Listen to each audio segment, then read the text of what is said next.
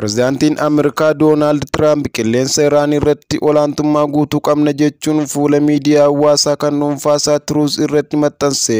Qilleensa Iraan guutummaan guutuutti to'annee olaantummaa irratti qabna jedha.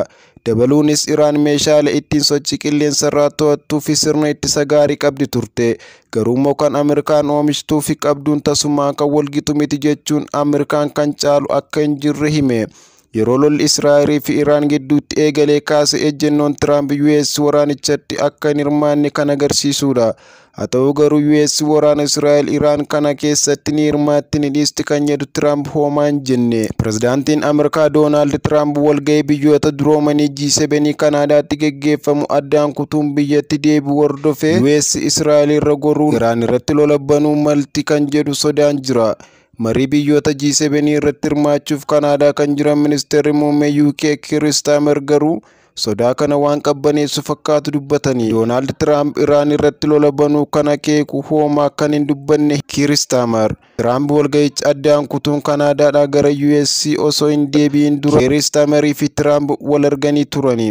Daqiiqaa muraasa dura Iraan haleellaa misaa'ilaa geggeessu hordofee Israa'el lammiilee ishee bakka da'annoo akka turan ajajje. Humni waraana Israa'el haleellaa misaa'ilaa Iraan qolachaa akka jiru beeksise. Gama biraan ammoo Iraan bakkeewwan garaagaraa keessatti sagalee dhoohinsaa dhaga'amaa jira.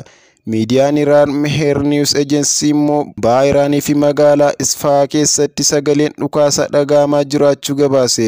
Haleellaa misaa'ilaa Iraan har'a waaree booda Israa'el irratti geggeessiteen miidhaan qaqqabe hanga ammaa hin gabaafamne.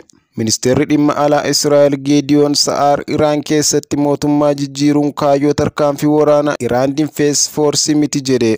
Bu'aa isaa ta'uu mala garuu kaayyoo miti jedha.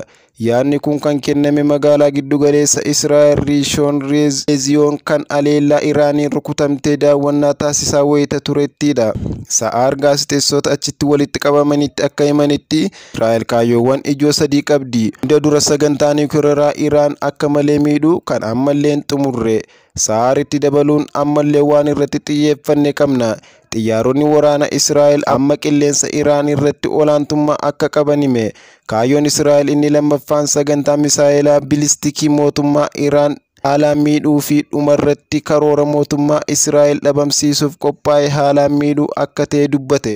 Biloogariin beekamaa Albert Ojwang jedhamu mana hidhaa keessatti du'uu hordofee mormii kutaa magaalaa Naayiroobii keessatti geggeeffamaa jiruun